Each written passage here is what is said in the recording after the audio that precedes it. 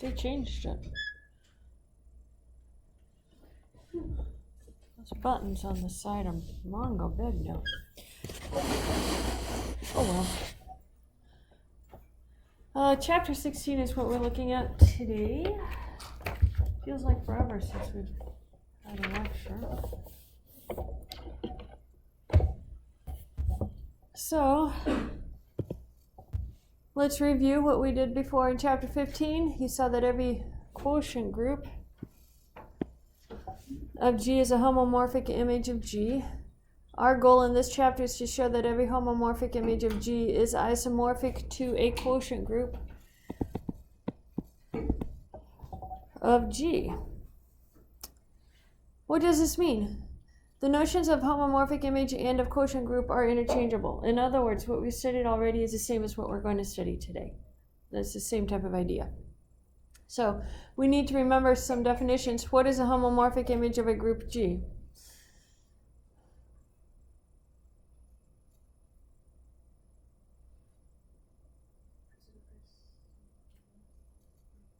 It's not isomorphic image and homomorphic image are different.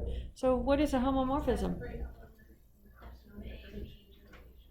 Yeah, a homomorphism is a function, right?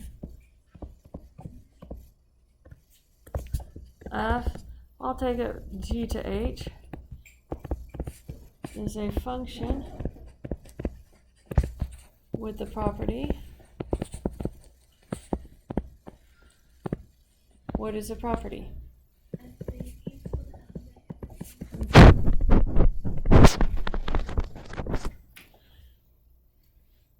And if it's going to be a homomorphic image, then that means the entire group that it's mapping.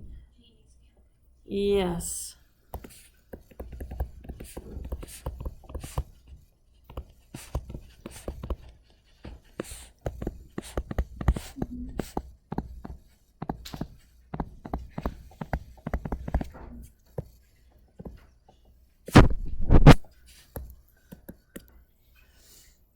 What is a quotient group?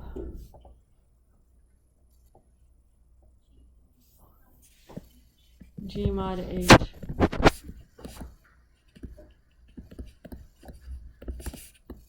So it's a group of cosets.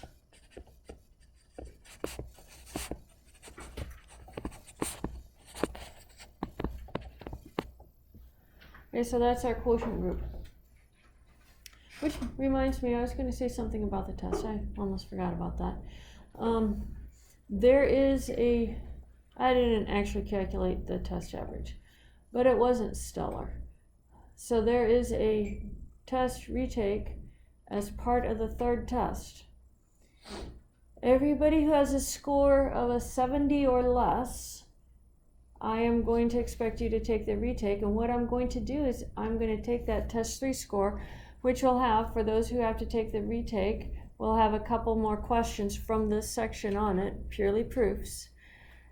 And you will have that score replace the current test score. So you have to do better on that last test because I'm going to replace that current test score no matter what your grade is in the class. I want you guys to do better. You have to know this material better than that. Those of you who got above a 70%, very good. Those of you who want to replace it, have that option. Just write me a note on the test for that option.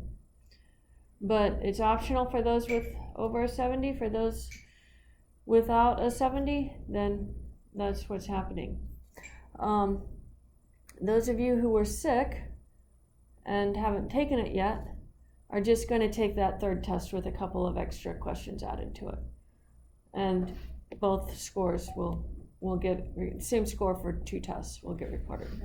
Mm-hmm. So if you got above a 70, so you can take the regular test without the extra questions? It'll just be 2 pages of extra questions on it, and it'll say retake. So everyone's gonna, okay. Everybody will get the same test, except if you don't want to have it scored for both of them, then don't do those 2 extra pages. Okay, so if you do it and you got above 70, but you didn't do better, you have to tell me which way you want it. So if you do want me to grade it, and I grade it, then I'm going to record it for both of them. Yeah. So that's the way that works. Okay, so let's continue. We talked about, we answered those questions. Classwork, getting your groups. This is all information from what you just took a test over.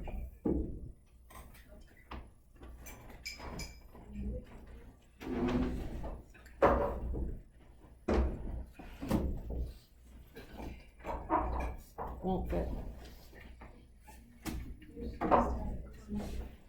Yeah.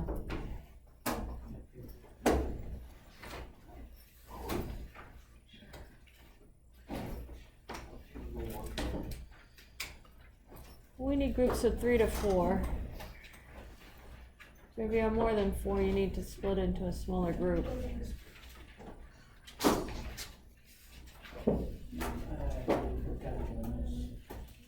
No, groups of 3 to 4 and not more than 4. Yeah. Oh, you're 3, those 3. I thought you were talking about those 3 and you 2. Okay. That means you're gonna have to move, Dustin. It's you and Kalai and Preston. I would suggest you going back to join Preston at his table.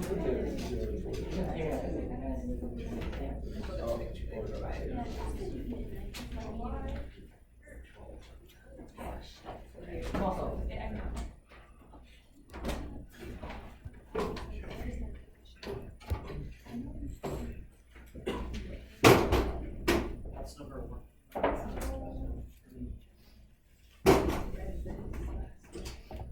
Just the things that Yes, it is. Be 0 and 3. Yeah, so it brings it back to the same thing. Yeah, Like I talking was about. saying.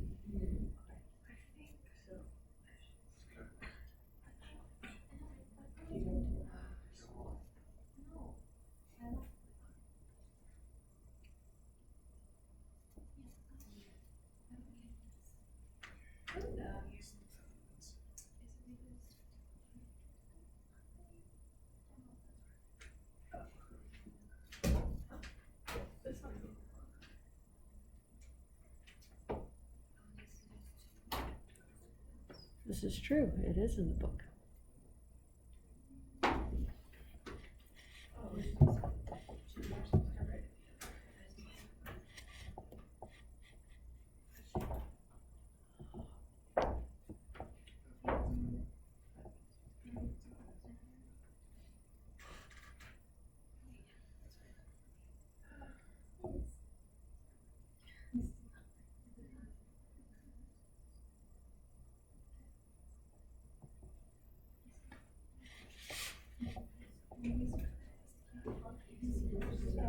Oh, Dr. Anderson, would you not want the elements listed in number 1?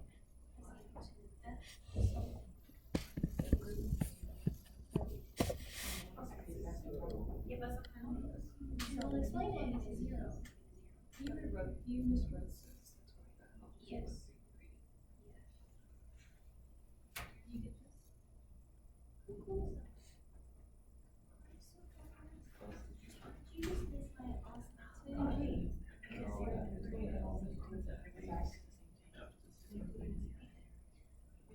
What's the elements? Oh, I see. It's in half. Oh, I see it. I understand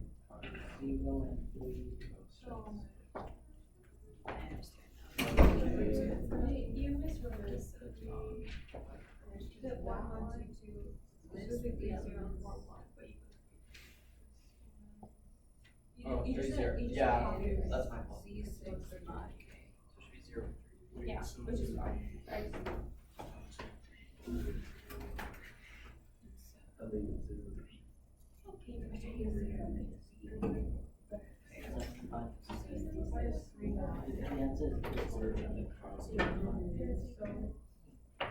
It's like this one. It's like this one.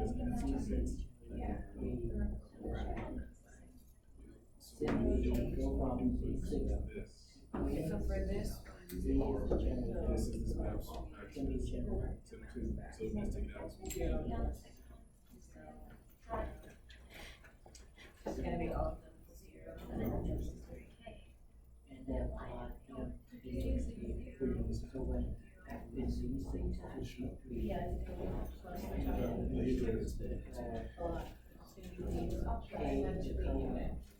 K is 3 every A is 1. Mm-hmm. For the second one, I'm just having a hard time visualizing this. So I know that we take elements of K and then we. Question number 2 on your test. Wouldn't it Right, be 3 I A know, every A? but it's not addition, right? It's composition. It is. No, this is a function f, but for a z6 mod k, the operation is addition. Okay. For each element in there, when you're looking at the group of z6 mod k, that's going to be like the k plus something. Yeah, okay. I wasn't thinking straight. We were thinking we might go all the way to 6. Okay. Except for the fact that when it's 3, except 0, 6, K, 1 is K. And it would be the same with fuels. Oh, current. So in other words, I left the operation out. That operation should be plus right there. If this way, 1, 4, 7, K. Oh, right. Okay. Because Z6 is 0. And then you just like K. Oh, that's pretty much the answer about the next question. As part of it, yes. So, pretty much what you just said. I'm not sorry. Oh, I missed it, yeah. No, you're not. Are you just adding the 1? I just said. Yeah.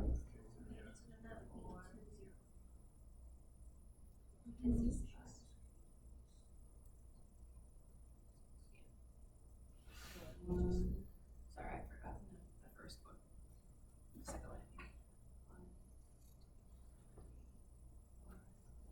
5, okay. So we just this element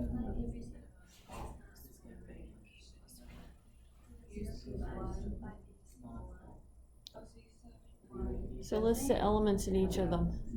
List the elements in each of them.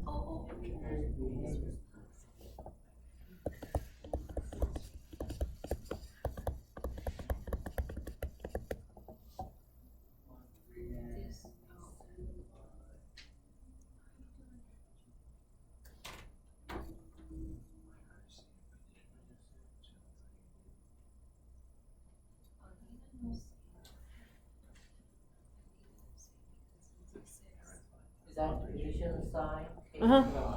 K plus 1. I could be wrong. I feel like that.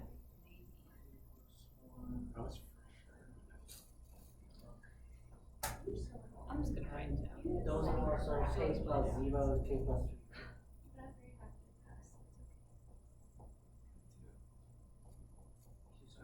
3. Hmm? And those two also K plus 0 and K plus 3. Yep.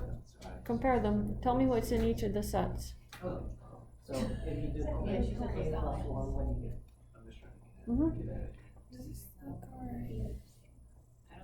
I think we're maybe upright. Just tell me what is k plus 4 equal to and k plus 1 equal to. And then, so you just do k plus 1 equals, put your set in here. And then k plus 4 equals. And then you know that they're equal. Because you know immediately what the elements are in those sets. So just tell me what that.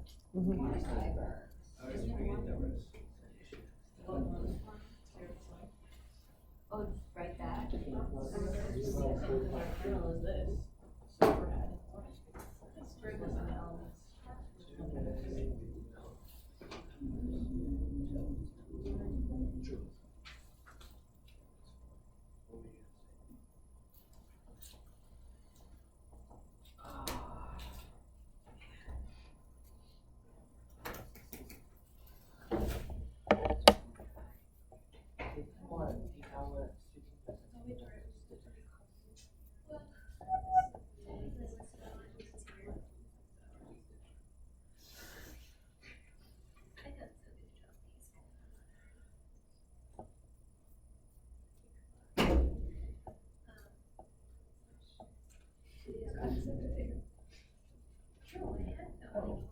I know. You don't know. What sister I does saw this it? rat.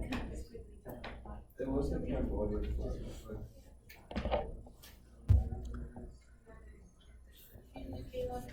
But it's there.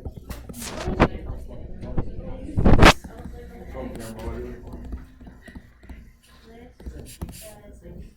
Oh, look at It's 10 dollars.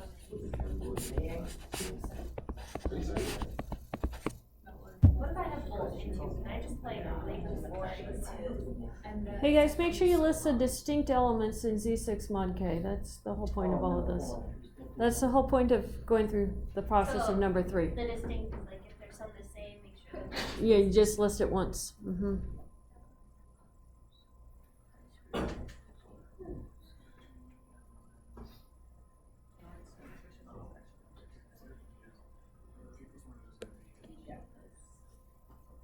Like, What should you list? What is the thing in your C6?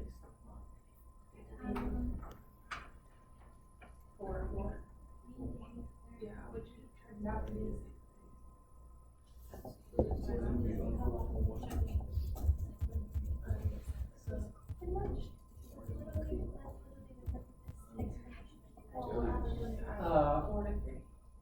So we connect number 4 with number 3. Yeah, they're sort of the same part of the question. number 2 yeah, because then they would just be repeating 4, 1, 4, 1. But I kinda did it all right then, so I just did it. But then wouldn't the, but wouldn't A plus 4 be 1, 4 technically? Yeah. Do you want it written in the other order? Inside a set, either order doesn't, the order doesn't matter. Just so you can know, yeah.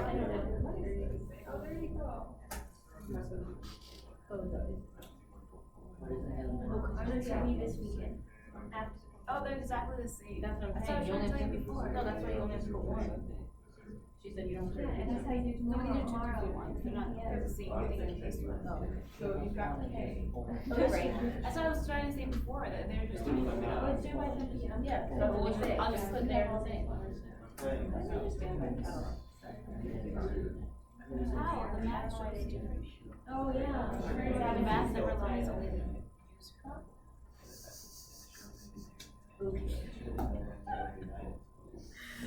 Even the hand. yeah, it sure does that, no. Okay, so I think everybody's pretty much done from the conversations I'm seeing. So tell me, what is the operations for, oh, you guys don't have it done yet? You had it listed in as part of your number 1. Yeah, you just have the 3 elements. What are the elements in Z3?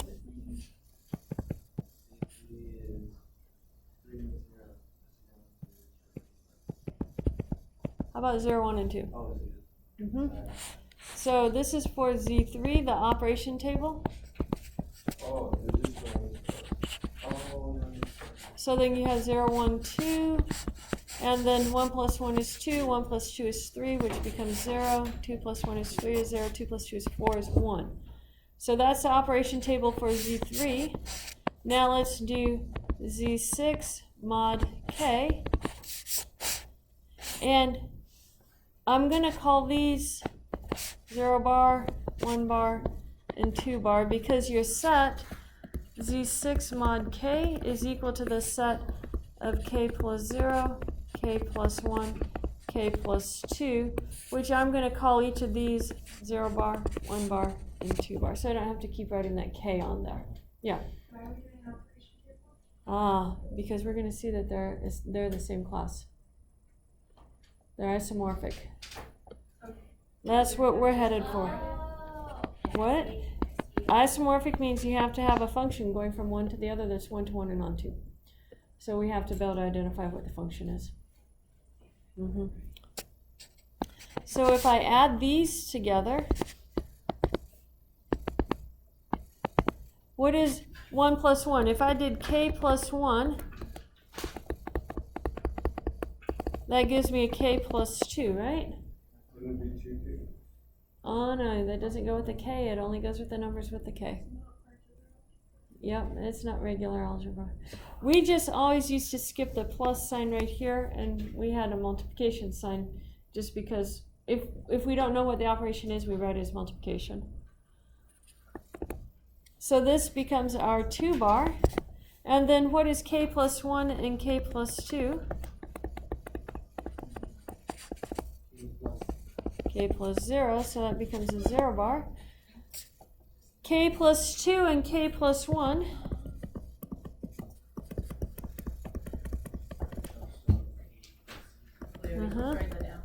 No, I'm just putting it on this page. And then what is K plus 2 and K plus 2?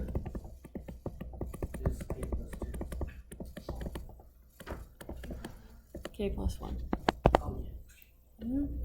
So what function would you use to be 1-to-1 and onto? We want the function that's going to take z6 mod k to z3 so that f is 1-to-1 and onto. Remember, you have to take identities to identities for an isomorphism. So what do we think f of 0 should be? F of 0 bar should go to what? 0. F of 1 bar go to 1. F of 2 bar is going to go to 2. And that's going to be our isomorphism. It has to preserve the operation on the functions, so that's why we did our operation tables. That is the whole process of what they're going through in this section. That essentially is what your homework problems are going to look like. They're going to ask you to write down each of these operation tables, and then they're going to ask you to identify the function. They give you the function in the problem, so you don't have to restate it. You just have to know it's the function that they're giving you in the problem. So let's look at what this whole section's about. Notation, let f take g to h be a homomorphism of g onto h. If the kernel of f is k, we write the double bars to mean onto, and k underneath is the kernel. And we know that it's a homomorphism. So it tells us a homomorphism onto H with kernel K. Here's the first theorem. This was the first quiz question. Second quiz question. Let f take g to h be a homomorphism with kernel K. Then f of a equals f of b if and only if ka equals kb. What's the hypothesis for this theorem?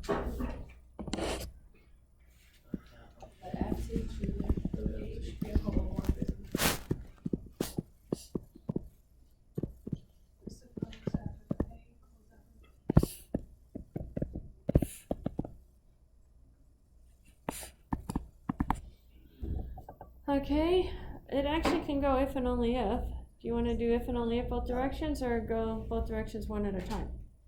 You can do it either way. Both at once? Is that what the book does? Yeah, they did both directions at one So time. could we, maybe we should. You want to do it the other way? Okay. Well, because there's just not going to writing on all through stuff. Okay, let's do it the other way. Suppose f of a is equal to f of b. If f of a is equal to f of b, apply inverses.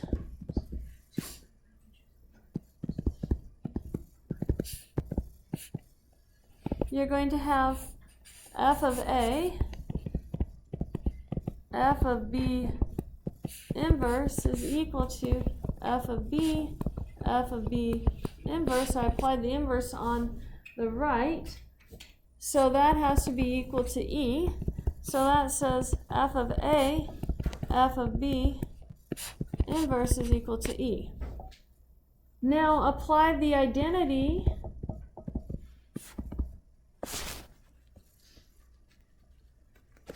homomorphism property.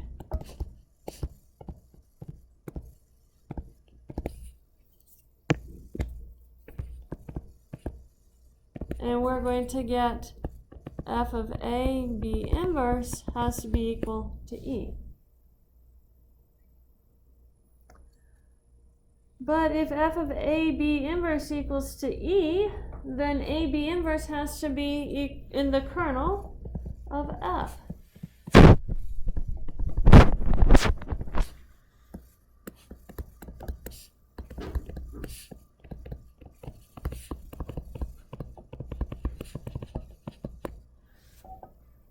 But if AB inverse is in the kernel of F, go back to chapter 15 and look at theorem 5.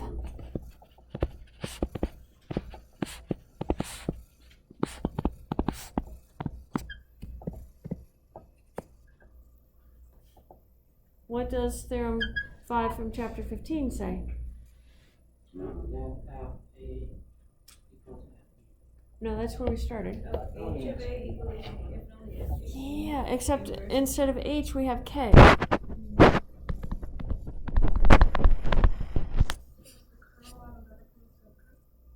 Yeah, we proved that in the very last theorem of chapter 14. Or second to last theorem in chapter 14. The kernel is a subgroup. So Ka equals Kb. Now let's go back the other direction.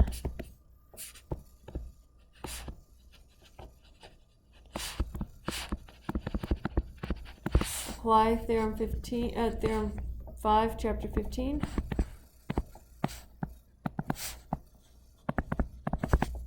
I know that AB inverse has to be in K. By definition of the kernel, what do you know?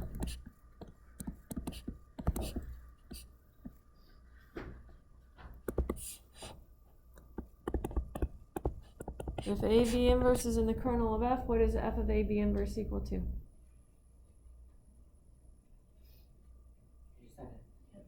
Identity.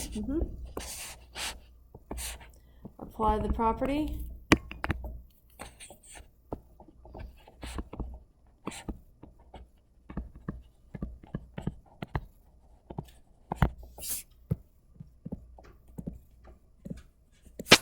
I know that F of AB inverse is equal to F of A, F of B inverse has to be equal to the identity. I'll start with the identity equals on this side. So I know F of A, F of B inverse is equal to the identity, but what is F of B, F of A, F of B inverse? What is F of B inverse?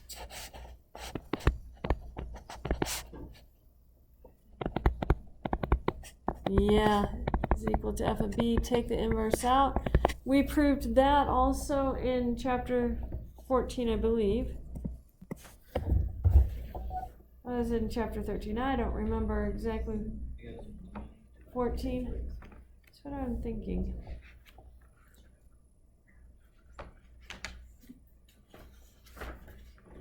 Yeah, theorem 1, chapter 14.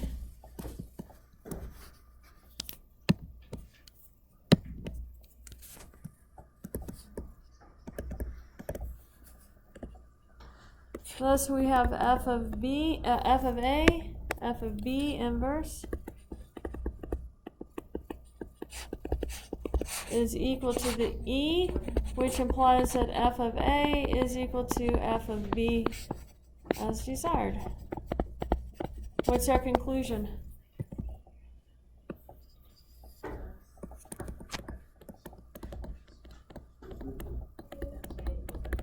If and only if Ka equals to Kb. So notice we actually used that property right here. I should put this right here. F of A, F of B inverse is equal to E by theorem 1, chapter 14. You can take the inverse inside. I just have a Question. I understand all the way up until you wrote 5 theorem 1, chapter 14, the sentence afterwards. Apply the homomorphism property. Oh, that's the application of it? To get, so you have F of A, F of B inverse going backwards. Oh, I see it now, okay. So then that gives, I'll put it out here. f of b inverse is equal to that equals to the identity. Mm-hmm. Thank you. You're welcome. Any other questions on that? Okay. But I see that that part is kind of like repeat over and over. That one. Which one are you pointing at? From by homomorphism property, that you said E equal to that over the Z. So right here, Yeah. Is that what I did is I did substitution right here. I substituted it into this equation right here. Oh, okay. So I had to split that equation apart. Okay. That's how I get that equal to E. Mm-hmm. Okay. Any other questions on that? Okay. Let's look at the second theorem. This was the first quiz question. State it. So the hypothesis is let F take G to H be a homomorphism of G onto H.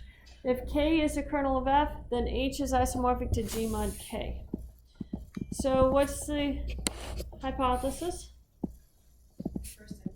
The first sentence. I love how we put it up on this thing.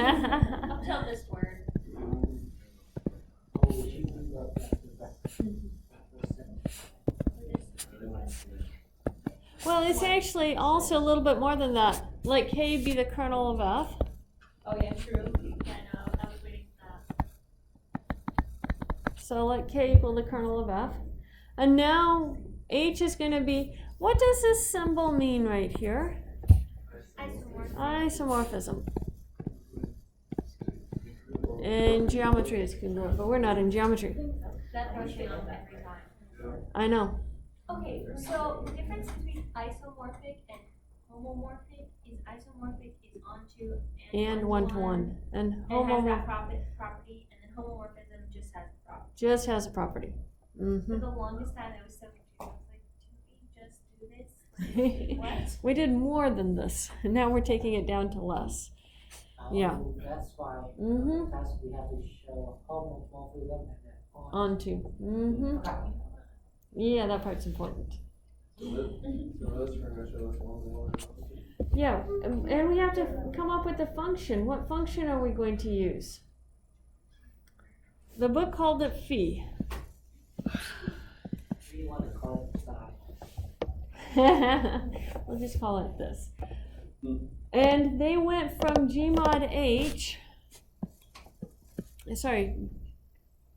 K to H, define phi to be.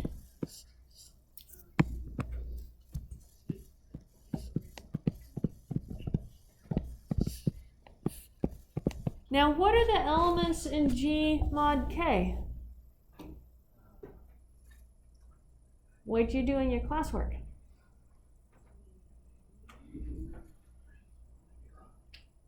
But how do we know? I mean, how do we know what K is? We don't It's know not about defined. G. K is a kernel. I know that, but like, So that's K plus. Except we don't know addition, so we just leave the operation out. So the elements here are going to be KG for G in G. They're just the cosets. And we don't know what those cosets look like, Lubeth, and we don't have to. We just have to be able to write what they are. So this is going to be f of KG is equal to G, where G is in, f of Kg is going to be equal to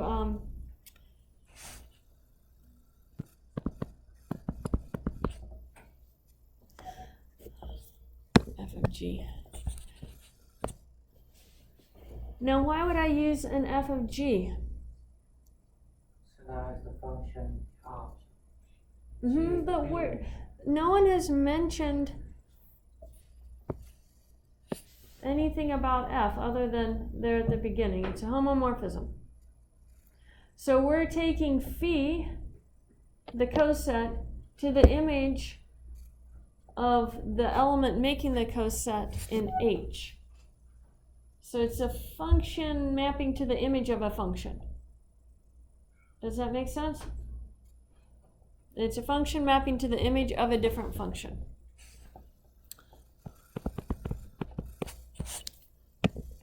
I'm going to actually put this in a sentence. Now f takes g onto h.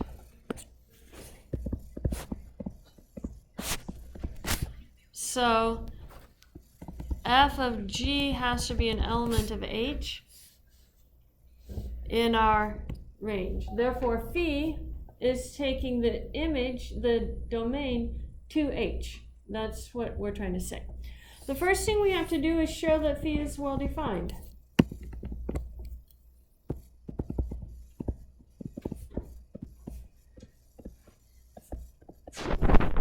What does it mean to be well defined? It's been a while since we saw that term.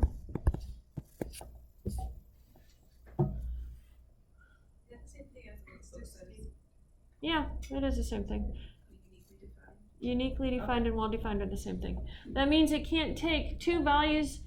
Remember, these cosets can have more than one name. We saw in the example we did in class at the beginning that k plus 1 was equal to k plus 4. So we would want phi of k plus 1 to be equal to phi of k plus 4. We need that to be the same value.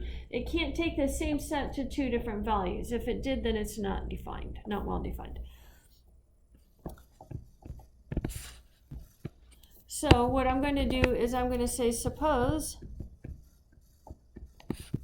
phi of k a is equal to phi of k .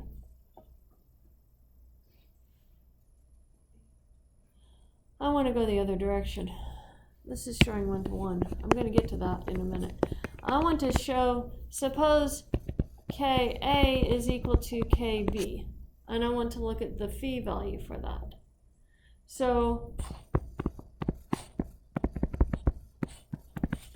these are for two elements a and b not equal to each other in G. So it looks like two different coset names. Okay.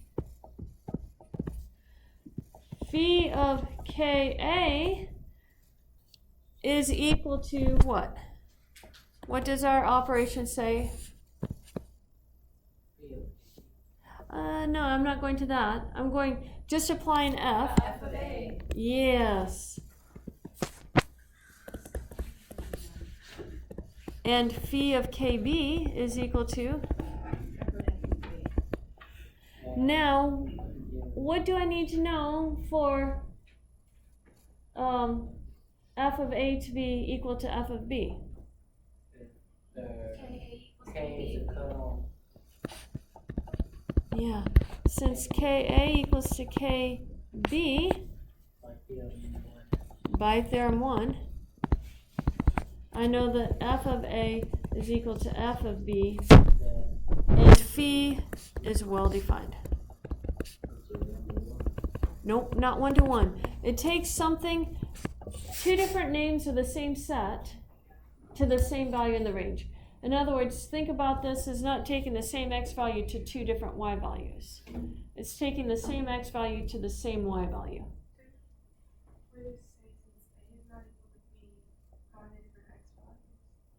They aren't different x values, they're the same x value. Think about k plus 0 equals k plus 3. These, that's how a and b, this is a and this is b. That's how a and b are different. I can have these cosets can be named many different things, but they had better have the same image under phi, no matter what they're named. So it's like Kalai has a big long name, but we call him Kalai. If we call him by his big long name, he should also answer to that. Yeah. He should. It's been a long time, so maybe he forgot. Okay, now, so that means it's 1 to 1. It's well defined. Now we show that phi is 1 to 1. How do we show something is 1 to 1? Yeah, phi of KA equal to phi of KB, then I know that f of A has to be equal to phi of KA is equal to phi of KB is equal to f of B. Tells me that f of A equals to f of B. Apply your theorem 1. Yeah. Repeat your previous sentence. Exactly, it is going backwards. Thus phi is 1 to 1, and finally we show phi is we show phi is onto, and then we have to show the property. I'm going to put it right here. I'm going to run out of room. She just did my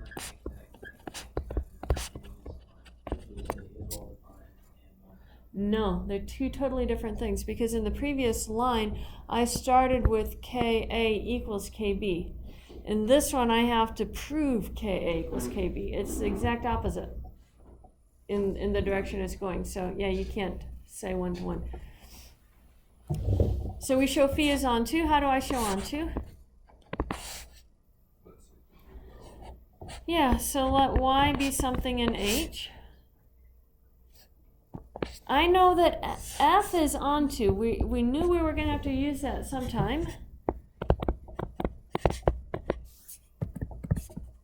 Since f is onto H, there exists a b in G such that f of b is equal to y. What am I going to plug into phi to get f of b? KB. So phi of KB is equal to f of b is equal to y, and phi is onto H because y was arbitrary. And then finally we show the property.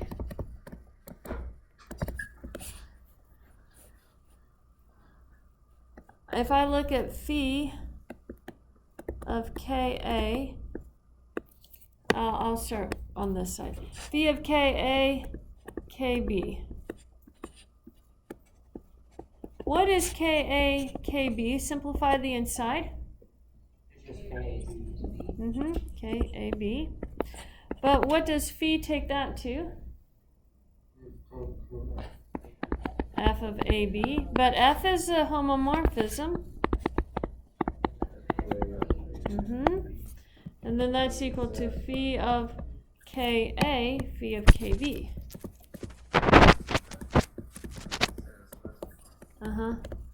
Thus, phi satisfies the property.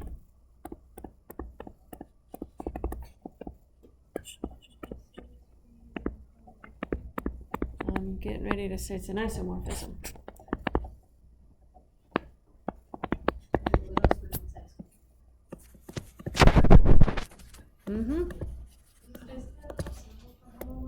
No. And so then I have H is isomorphic to G mod K.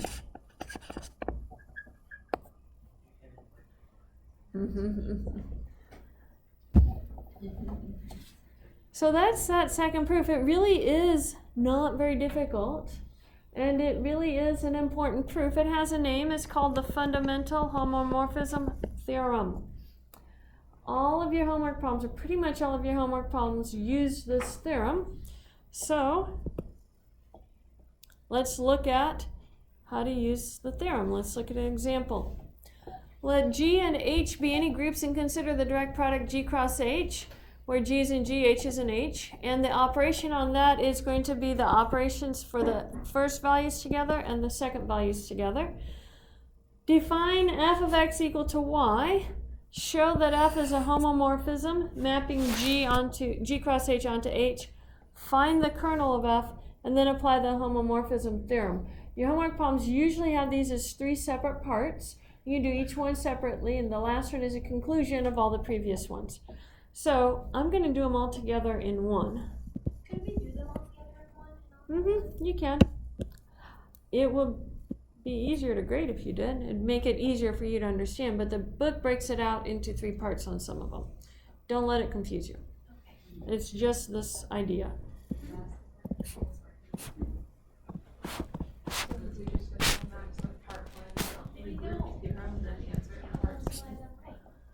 Yeah, you can. Mm-hmm.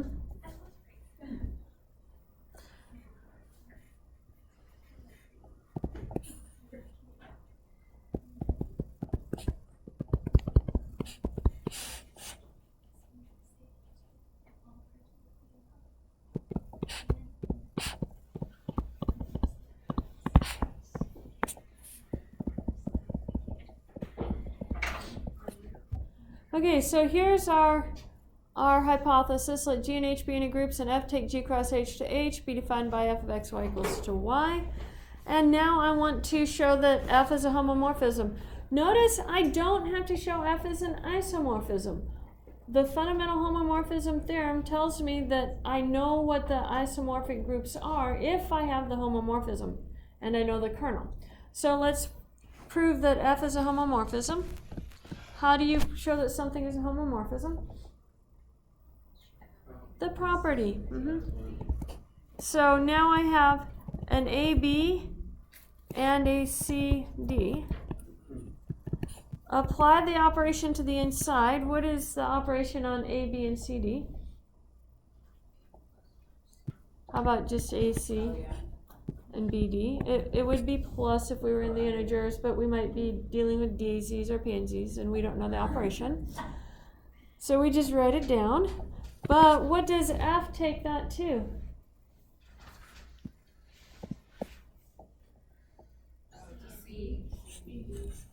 BD. It's just the last one. The second one. So it's equal to BD, but B is equal to F of AB and D is equal to F of CD.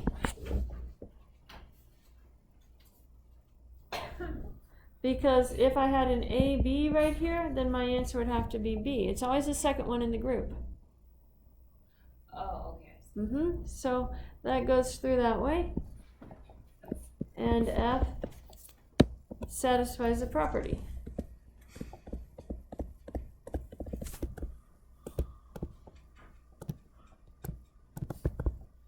Thus, F is a homomorphism. Now we need to show F is onto H. So let Y be an H. What do I know gets mapped to Y? Just give me some value.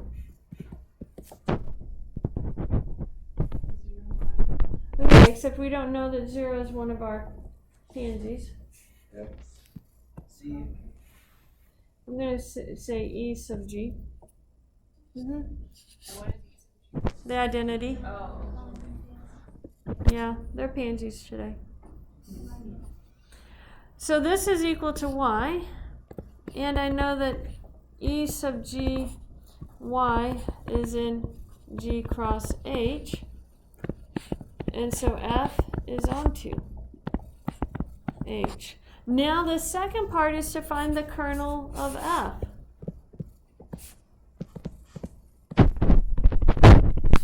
This is equal to, they're calling it K in the problem, the kernel of F is equal to everything that gets mapped to the identity in H.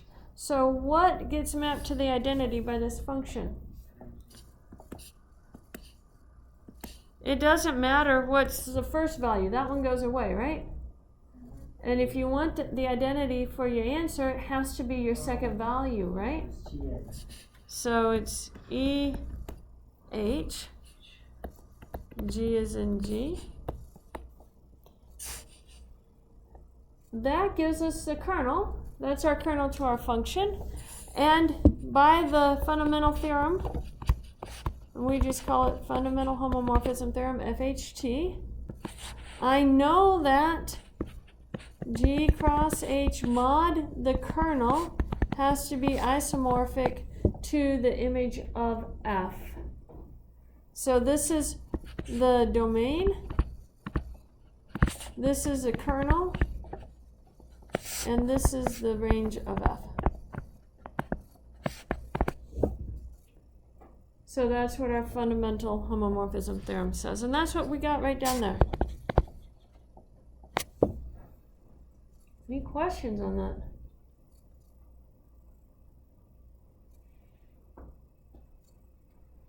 Can we do that on our homework? I hope so. There's like, here's your chance.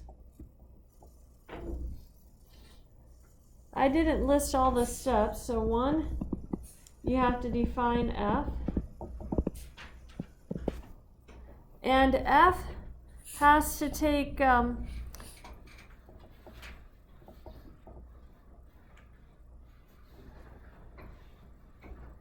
first of all, let's identify the elements in Z6. What is Z6 equal to?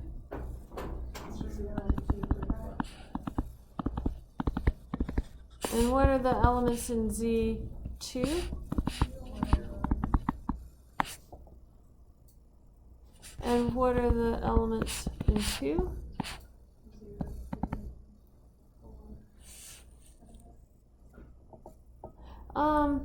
These are in Z6. 0, 2, and 4. Yeah. So now we have to figure out, this has to be the kernel. That has to be the kernel of f.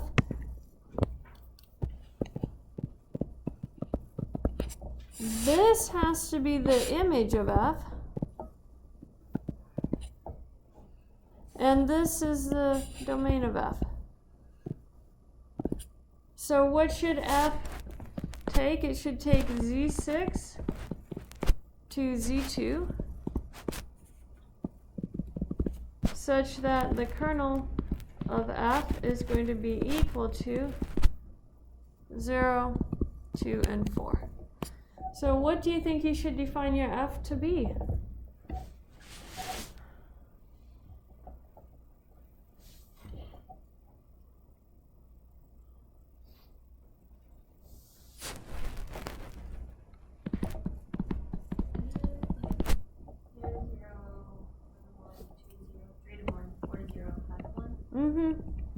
What's an easy way to write that?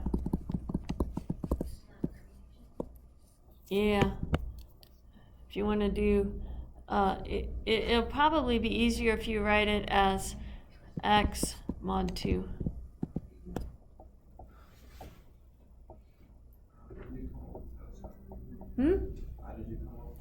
Because all the evens go to 0. So if you have on Z2, yes, this is like what's on the test. You have 0 and 1, and on Z6 you have 0, 2, 4. All of these have to go to 0, and then you have 1, 3, 5 that still have to go someplace. So we're going to make them go to 1, because that's our only other option. Yeah, on the test you guys had a mod 3. So you have f of x equals to x mod 2. You have to show, if you want to, you can use the f if you want to define it as a permutation, which is what Lubeth was saying.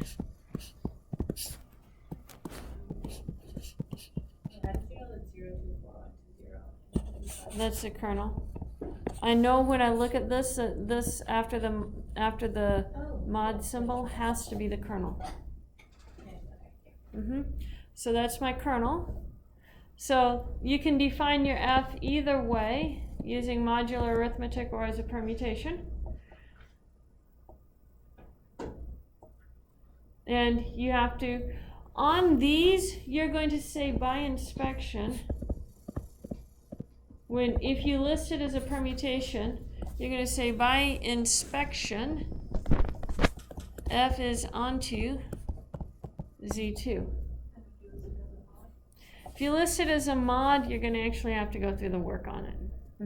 But if you list it using the permutation listing, you can say by inspection f is onto Z2 and f satisfies the homomorphism property.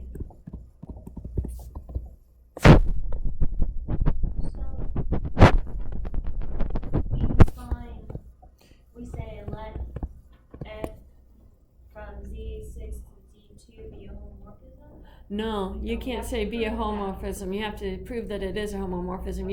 You can define it. That's all you get to do. If you're saying f of x equals x mod 2 and you want to show it's a homomorphism, then you're going to have your different cases on it. So if you have f of a plus b, that's going to be a plus b mod 2.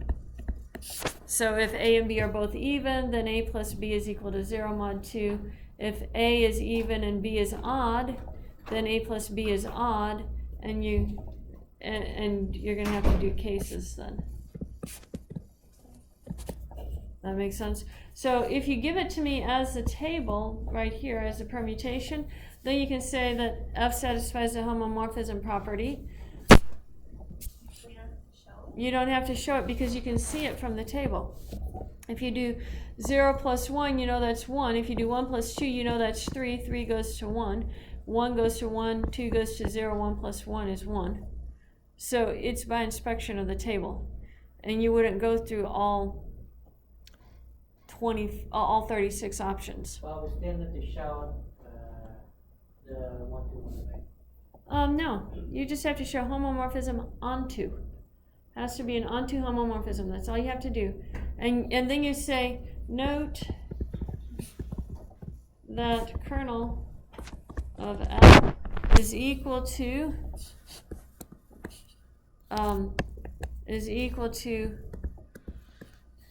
2 mod 6.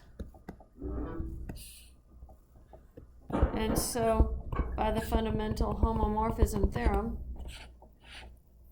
Z2 is isomorphic to Z6 mod that kernel, and you're done.